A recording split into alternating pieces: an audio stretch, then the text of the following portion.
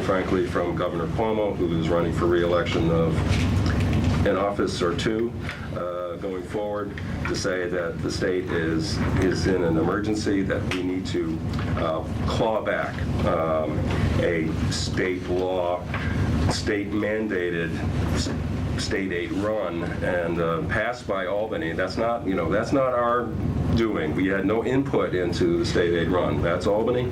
That's the Senate and legislature and the governor getting together and creating through the state ed department those state aid runs. That's state law.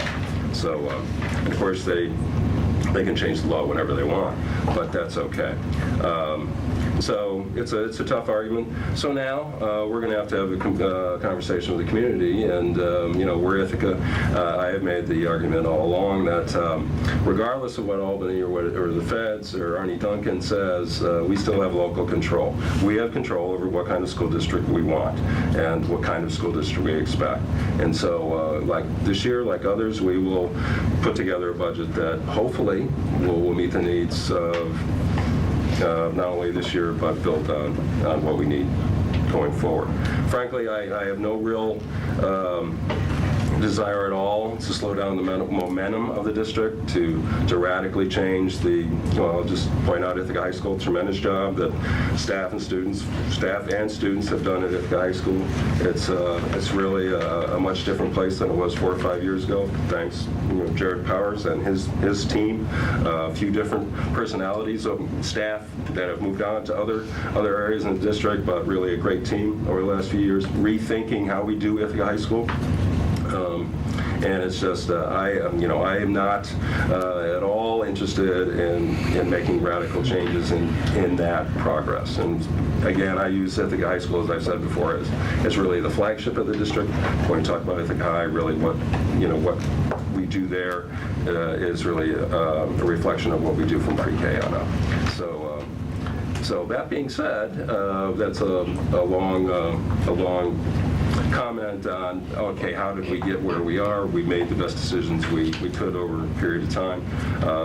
And yes, I will say it, we are, regardless of what happens in Albany, we will probably come to the community and say, will you support us going above that tax levy limit? And I'll put it right out there. We're not looking at numbers yet, but it's just, it's likely we will do that. And it's something that we have not been close before. And that's really what we as a board are going to have a good discussion on. Are we willing to do that?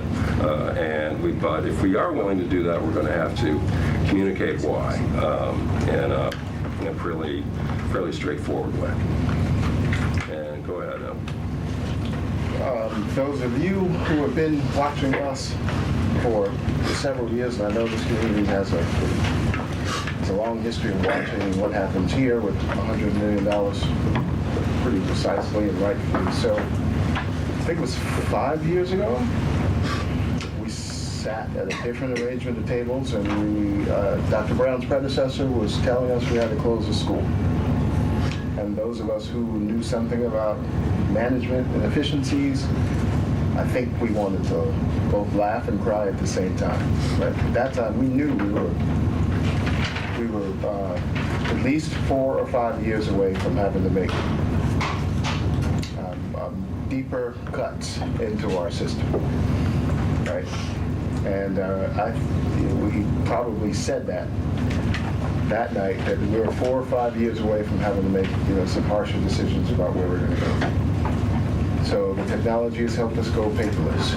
The gaps between the wealthy students and students who aren't as fortunate in this district have collapsed. Experiences based on class and race and gender are coming closer together. High school is no longer a place where you have such radical expectations when you walk in the building. We're turning this district into one district and not 14 schools. I could go on, from athletics to the arts. We're doing the work that the 9 of us who don't get paid to do this sacrifice to do. But I'm telling you, I've looked at the numbers. We're looking at the numbers. These two aren't the only people who know math, right? We have all been in positions of significant responsibility for resources and people. And this is going to be a tough year. It's going to be a really tough go this year to keep the things that are going to make us, that are going to keep Dr. Brown being recognized by the National School Board Association. Right? So I'm excited to have informed community members and staff, and administrative, and the union chief, and school principals. We're going to have to get through this one together, folks. There's some staff I almost want to cry because of the prospect of it going on. Right? We work so hard to help teachers have for teachers to feel confident that somebody's not going to yank the rug out from under them, right?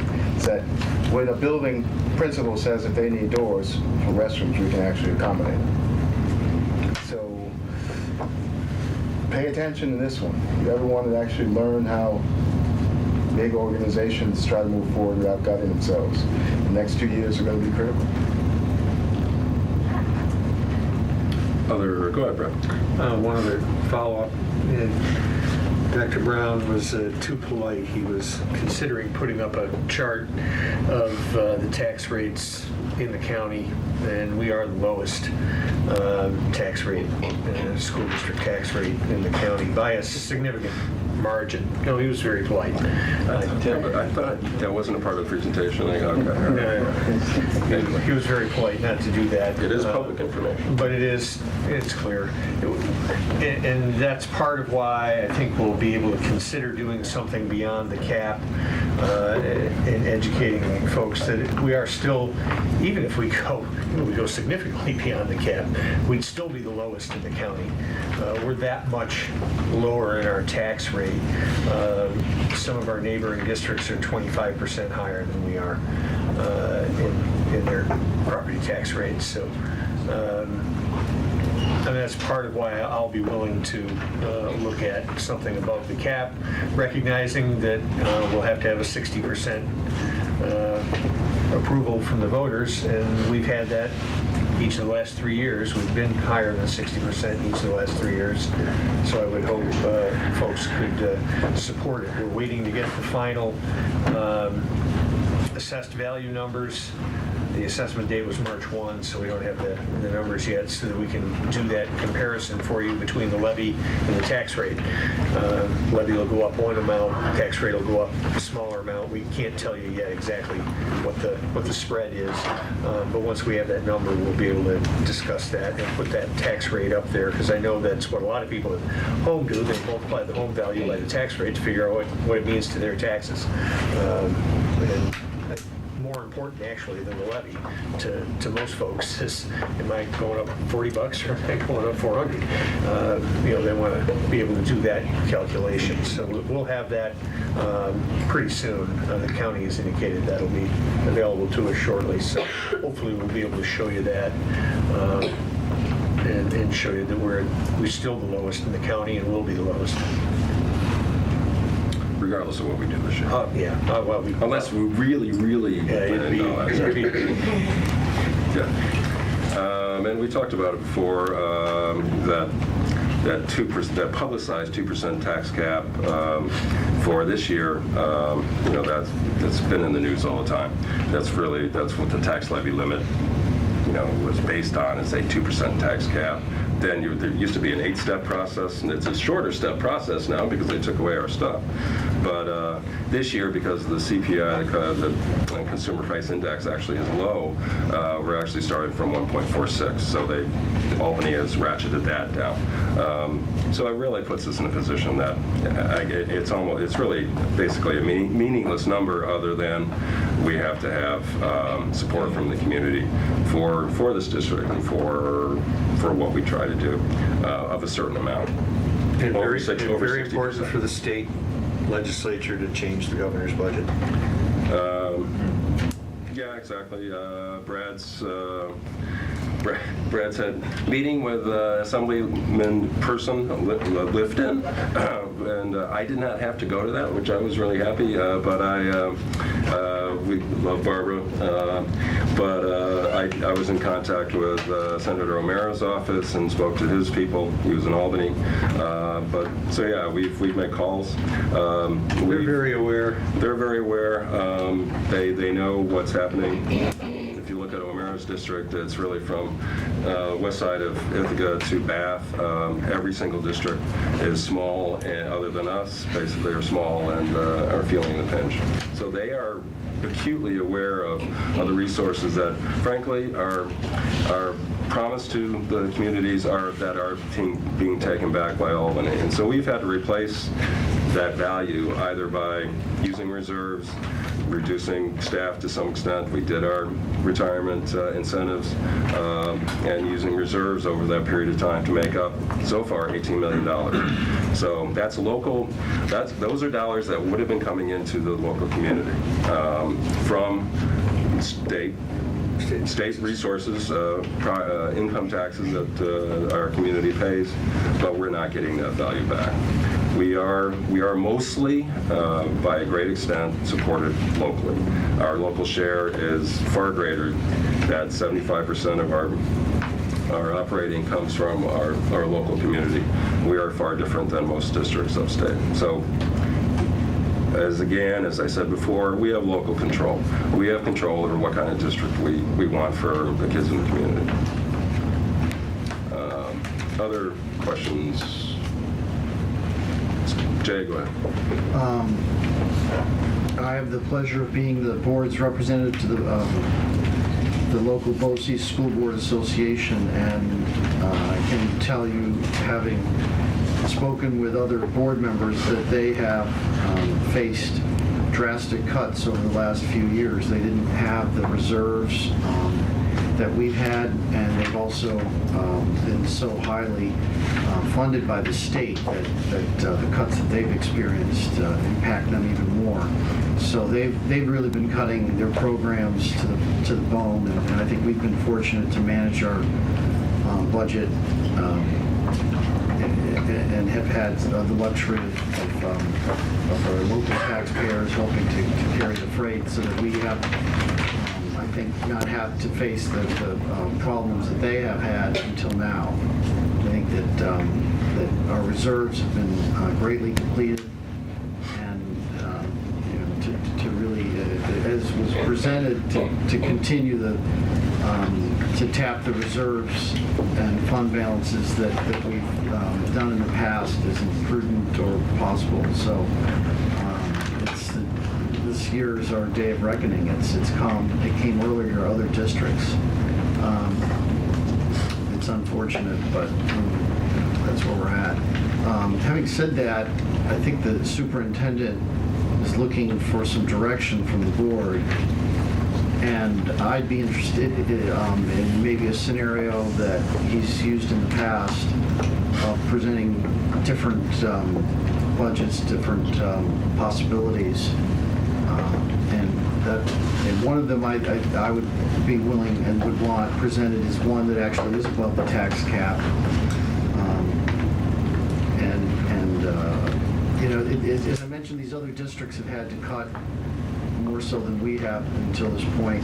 But I mean, programs that have proven themselves that were experimental, those days are gone, and the ones that have been proven to be unsuccessful or not productive, they've got to go. But I think that can be incorporated into some different proposals that are brought to us. So even a budget that's presented, I understand, it's above our tax cap, is going to have cuts in it.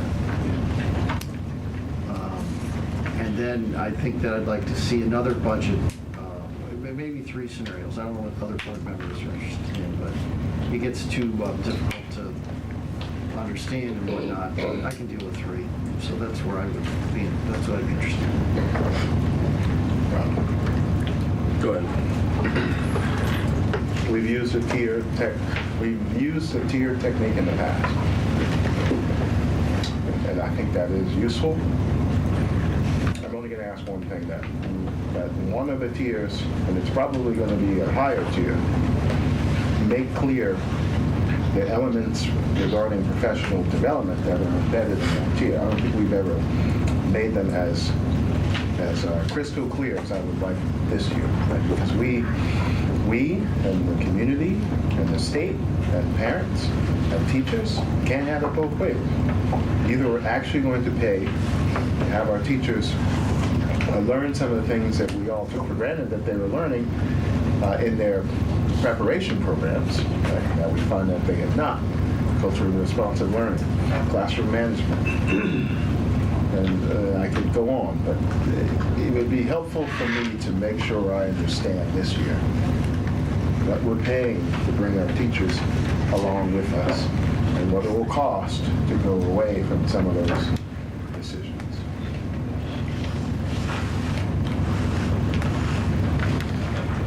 Other comments, questions, inputs? And of course, Dr. Brown, you've been working on scenarios, obviously, for a while now.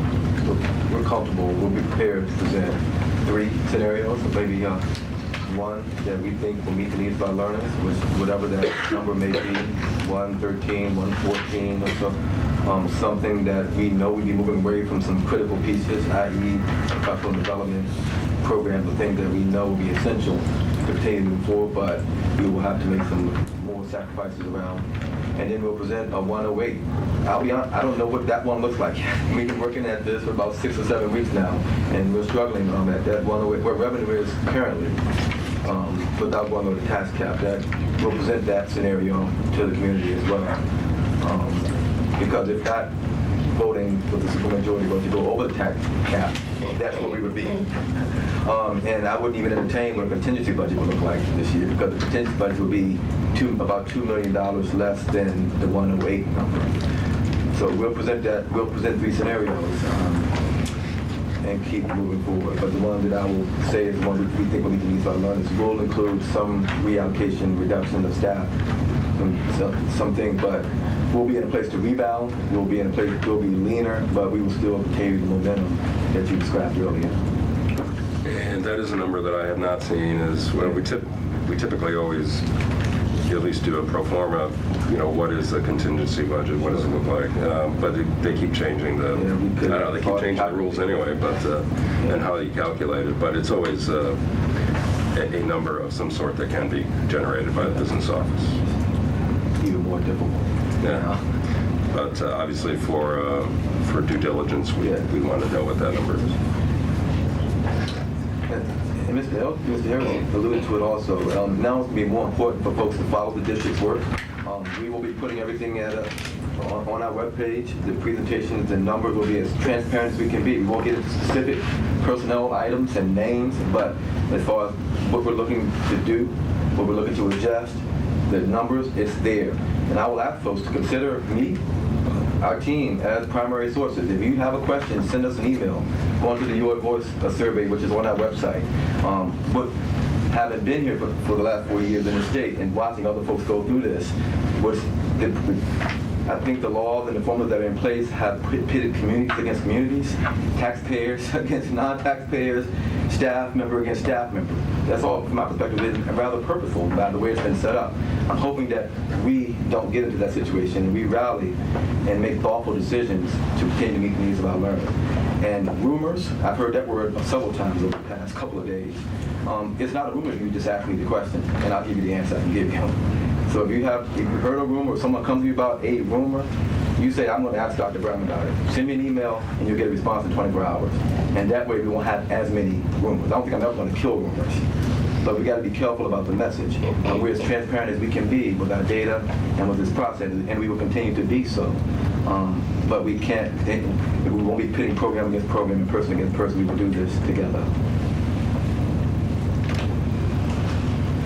Go ahead, Chris. No, I'm just glad that Dr. Brown said what he just said, because as we came together and built up, as things were doing well, and we were continuing to do things well, by looking at the process and asking how do we do things differently, as things get lean, as things get difficult, we do need to come together and we do need to, support one another, because we will get through these times as well, and we'll look back and think about how well we came together. So I think that's very important for us to have that foresight to be decent.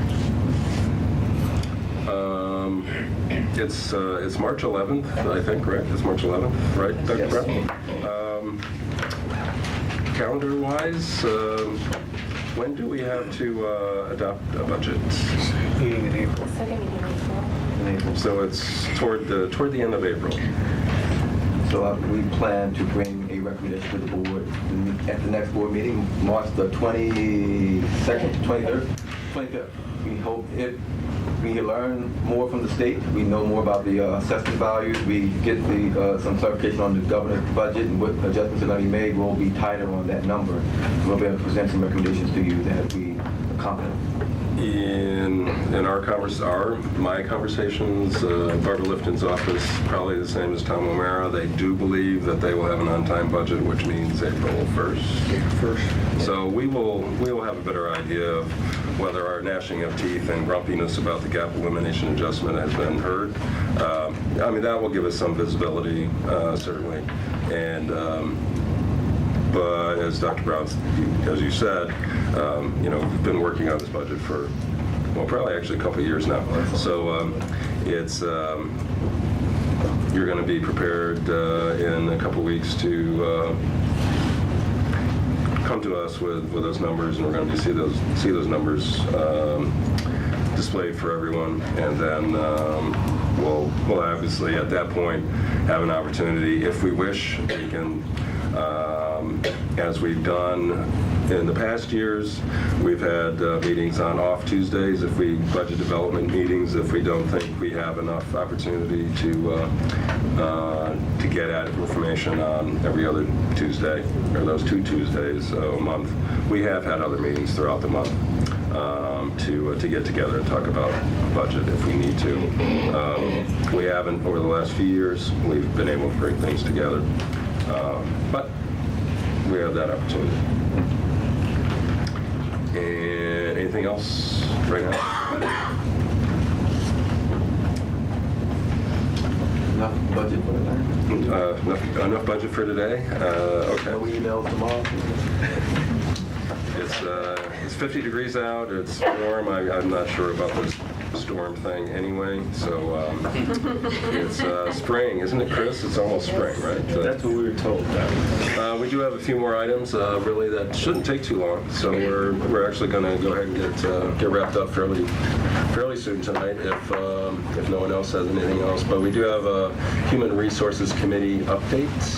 And this will be very brief because due to a snow day, well, we're not absent from snow days either in the HR committee, so we missed our last meeting, and our next meeting will be tomorrow at 5 o'clock, weather permitting. You guys are snake bed. I mean, wow. But what we've been doing in HR is really looking at our processes and trying to streamline them and eliminate the fumbling as we interact with staff, and we're trying to get more feedback from our teachers and our staff on how we can do things better.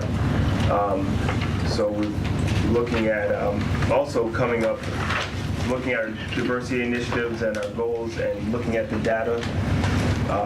But our goal for 2013, 2014 is how do we streamline, how do we improve our processes, and how do we do things better and get feedback. So as we meet more and get together more, we'll have more news to come on that front. Thanks, Chris. That's great. Any questions for HR? Since they never meet, then... One meeting. Okay. So good, great, thank you. And it can't be a school board meeting without a policy. Policy. Now, that's a committee to be on. As the They're never snowed out. I mean, they just meet constantly. God, it's just amazing. Go ahead. as Go the ahead. lone representative of the policy committee here tonight, I submit for your approval a first reading. I guess I should move. Policy 3100, Superintendent of Schools. This is a first reading. The duties of the Superintendent of Schools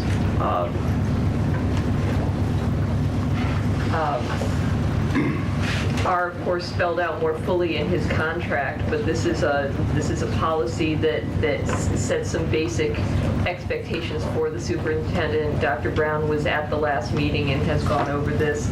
And this is largely what NYSBA has recommended. One addition that we have made to the regular policy is to insert a clause mandating an annual State of the District report and setting out some parameters that would be our expectation on a yearly basis, state of the district finances, facilities, and academic programs. We decided not to become more specific. We thought for a first reading of the board, we would let you read through and comment. So it's a pretty broad and fairly general policy, but one that we think will be useful. Was this moved? I move it. Okay, yeah, second. That was a long resolution, but that's fine. It has been moved and seconded, and the only question, I thought we did this one already, but I might, perhaps I'm mistaken. We did approve it before. It's been approved recently, but there was an addition of that highlighted portion, so this is going back again for. Do we have language like limiting how many awards Dr. Brown can get I was in 1 year? unsuccessful in my quest to have a one-sentence job description, obviously.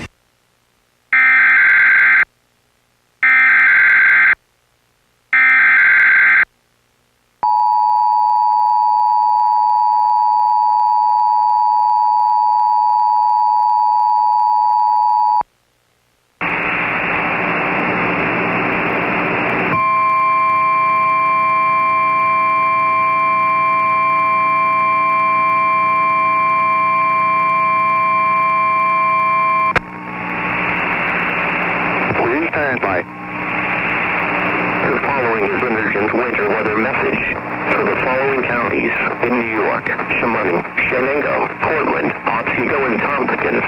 Winter storm warning in effect from 10 a.m. Wednesday to 8 a.m. Thursday.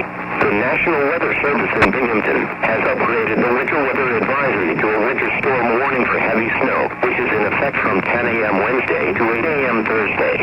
Locations: Shamoney, Tompkins, Portland, Shenango, and Otsego counties. Hazards: snow, heavy at times Wednesday afternoon and evening.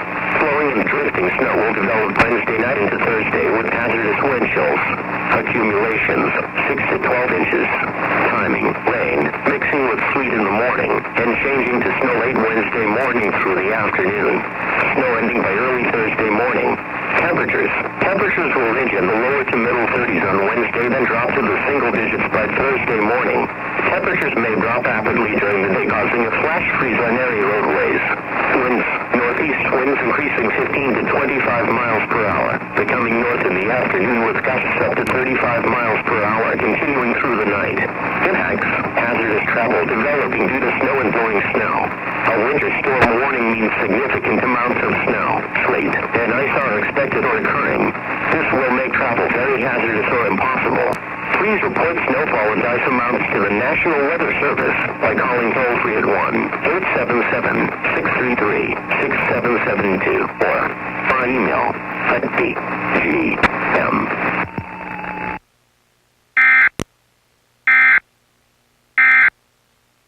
There was a policy for the State of the District address that he removed, correct? That's why I think we're adding this That was particular really language here. back in here. I'm not sure if we... In the 1000 series, I think there was a policy that we didn't. I think that we will not be, that is one that we have not moved to include in the new series. Exactly, yeah. So, So this is in replacing that. But yeah, so I've done the presentation. It hasn't been a capable report. So, and I think, I don't have a problem with what you've done at that opening convocation, but I don't think that you talk much specifically about facilities or or district finance. We 2 slides, so everything we give a broad overview. We talk about the bond project and where we were with that, some efficiencies. No, it hasn't been very detailed. Reading this, it could look like a pretty significant. We're going to replace a roof. Yeah, it could. And then with finance, we talked about the budget process. We talked about the approval rate. It was very high level. It wasn't very detailed. Yeah, I'm more inclined to approve of that and think that's fine. But this is not differently done. Whatever Maybe they maybe that's what's meant by what you've got in there anyway. I hope not. Because that maybe we need to clear this up. This is the first reading, so Dr. Brad will have some specific comments and wishes here. I can't remember sure. exactly what he wanted out of the report. That was different from what we've done in the past. So if we could clear up something else besides the report, the last paragraph. In emergency matters, the superintendent is authorized by the board to act in his discretion subject to subsequent approval by the board. I don't know why that's in there. We can always do that. And then what's an emergency, what, what's discretion? Yeah, it sounds like the superintendent is allowed to be the superintendent and then, right, I mean, in an emergency, do you have more powers than like, Is that what we have right now? Martial Maybe law, maybe that's in reference to allowing him to do something that normally the board would approve prior to the act. prior to his doing it. But it doesn't say that. like what? Well, that's a good, I don't know, like, that's So he signed the contract binding us He $1 hires million I to don't fix know. something, and then we reject the contract? Is the district still bound by it? I mean, what, if he to has... spend money, maybe, yeah, maybe it's to Well, it spend should be- emergency money. Got to clarify that. Hire someone, enter a I contract. like that sentence and that the policy committee struggled with it. In emergency matters, there's an open-ended,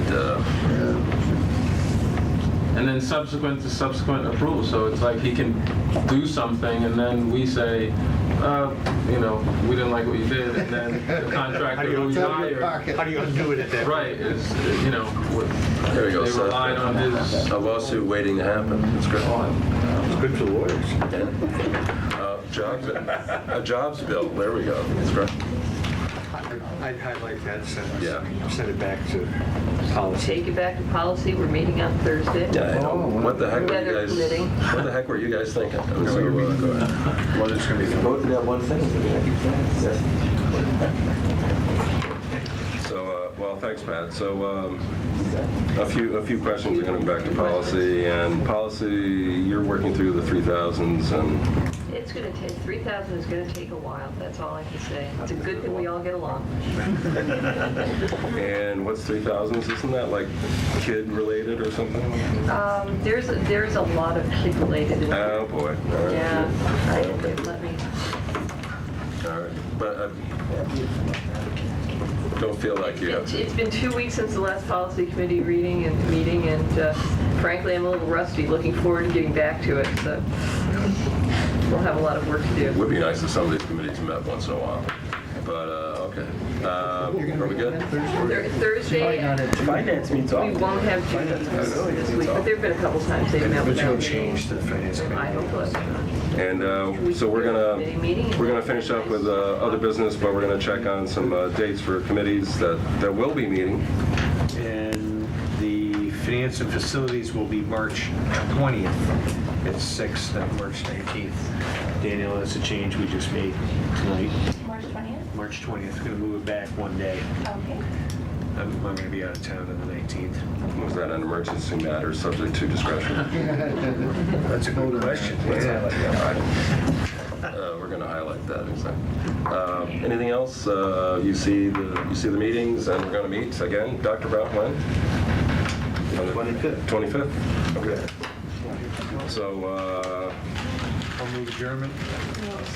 second by everyone. People have Thank you, kids have everybody. things to be signed. You can sign. We are done.